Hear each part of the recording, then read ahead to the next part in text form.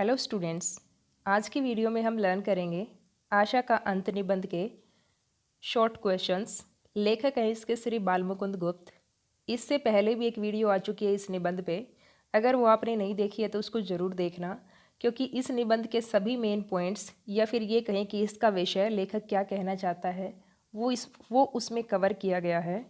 उस वीडियो का लिंक आपको डिस्क्रिप्शन में मिल जाएगा। और अब शुरू करते हैं अपनी आज की वीडियो। आशा का अंत निबंध की शैली कैसी है? ये जो निबंध है ये किस प्रकार की शैली में लिखा गया है? तो वो है व्यंग्य प्रधान। इस निबंध में व्यंग्य किया गया है या फिर किसी पे कटाक्ष किया गया है। इस निबंध में किसकी आशा का अंत हुआ था? शीर्षक ही जैसे बताता है आशा का अंत, तो किसकी आशा का अंत हुआ था? भारतीय जनता की आशा का। प्रस्तुत निबंध लेखक की किस कृति में संकलित है? एक बहुत बड़ी कृति है, रचना है, और उसका एक छोटा सा भाग है आशा का अंत जो हमारे सिलेबस में है। तो उस पूरी बड़ी कृति का क्या नाम है? उसका नाम है शिव शंभू के चिट्ठे। शिव शंभू के चिट्ठे। नेक्स्ट है क्वेश्चन नंबर 4। जैसे इस कृति में ये नाम भी आया है एक शिव शंभू, तो ये शिव शंभू कौन है? किसका नाम दिया गया है कौन ये? उत्तर है यह एक कल्पित पात्र है। एक ऐसा पात्र है जो सिर्फ कल्पना में है, जो अंग्रेजी शासन पर व्यंग्य करता है।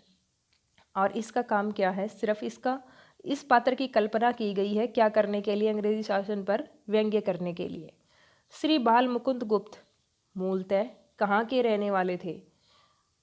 बाल मुकुंद गुप्त हरियाणा राज्य में रेवाड़ी जिले के गुड़ियानी नामक गांव के रहने वाले थे।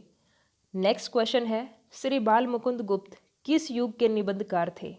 अलग अलग युग बटा हुआ है। हिंदी साहित्य का जो इतिहास है वो बहुत सारे युगों में बटा हुआ है। जैसे इससे पहले वाले सेम में आपने कुछ और पढ़ा होगा, उससे पहले वाले में कुछ और। तो ये थे द्विवेदी युग के। कौन से युग के हैं? द्विवेदी युग के। लेखक ने आशा का अंत निबंध में किस अंग्रेज शासक लेखक ने आशा का अंत निबंध किस अंग्रेज शासक के समय लिखा गया था? ये लिखा गया था लॉर्ड कर्जन के समय। लेखक के अनुसार तीसरी शक्ति कौन सी है? तीसरी शक्ति है ईश्वर की शक्ति। नेक्स्ट क्वेश्चन है संसार किस में बंधा हुआ चलता है? लेखक के अनुसार संसार जो है वो आशा में बंधा हुआ चलता है। सम्राट विक्रमादित्य किस लिए प्रसिद्ध थे? अपनी न्यायप्रियता के कारण प्रसिद्ध थे। इसमें एग्जाम्पल दिए गए हैं।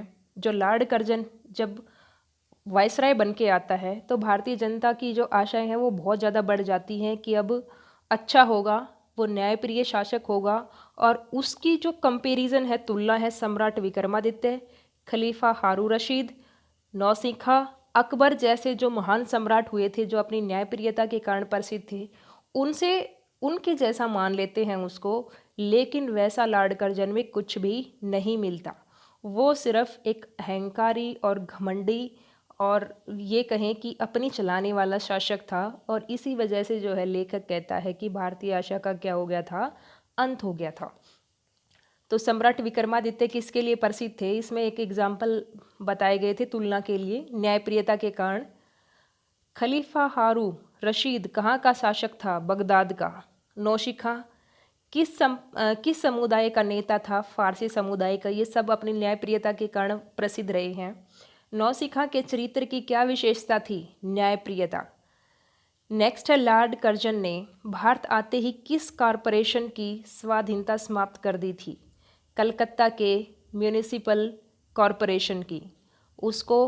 उसको भी अपने अधीन कर लिया। और उसको ये था कि उस कॉरपोरेशन वो पहले जो लोग चलाते थे उनकी स्वाधीनता ख़त्म कर दी और अपने अंडर में उसको भी ले लिया था इसने। अपनी सत्यवादिता सिद्ध करने के लिए लॉर्ड कर्जन ने क्या किया था? ये इतना झूठा और घमंडी था, लेकिन फिर भी अपने आप को सत्यवादी सिद्ध करने के लिए तरह तरह के अलग अलग तरीके अपनाता था। और क्या कहता था? दूसरों को झूठा, धूर्त और मक्कार कहता था ये। कर्मवादी लोगों की विचारधारा कैसी होती है?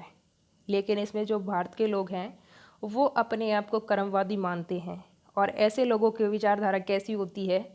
ऐसे लोगों का मानना था, यानी भारत के लोग हमेशा काम में लगे रहते हैं, बहुत ज़्यादा काम करते हैं दिन रात, और फिर भी वो ऐसे लोग हैं कि लॉर्ड कर्जन को अपने जो कर्म हैं, जैसी उनकी दयनीय दशा है, लॉर्ड कर्जन को उसका दोषी नहीं मानते। वो कर्मवादी हैं, और कर्मवादी विचारधारा के लोग क्या मानते हैं, क्या मानना होता है उनका? ऐसे लोगों का मानना होता है कि उनकी दुर्दशा में किसी का कोई दोष नहीं है, ये सब उनके कर्मों का दोष है। तो ये मानना होता है कर्मवादी लोगों का, और ऐसी विचारधारा रखते हैं भारतीय लोग।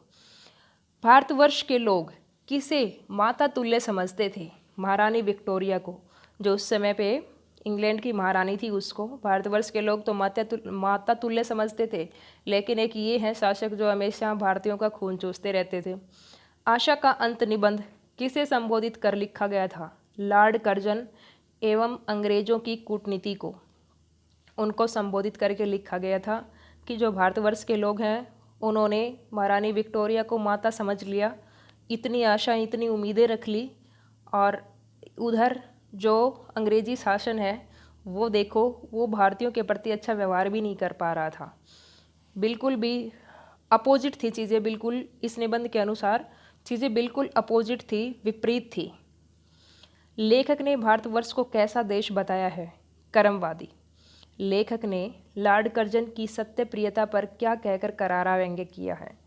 लॉर्ड कर्जन को इंग्लैंड की सत्य प्रियता का आला नमूना कहकर व्यंग्य किया गया है।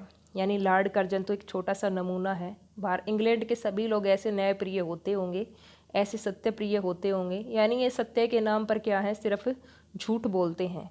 तो कहा था कि लॉर्ड कर्जन तो देखो सिर्फ जैसे इंग्लैंड की सत्य प्रियता है उसका एक सिर्फ नमूना है, एक सैंपल है। तो ये कहकर करारा व्यंग्य किया था। तो ये थे आशा का अंत निबंध के शॉर्ट क्वेश्चंस। कमेंट करके ज़रूर बताएं वीडियो कैसी लगी, कितनी समझ में आई।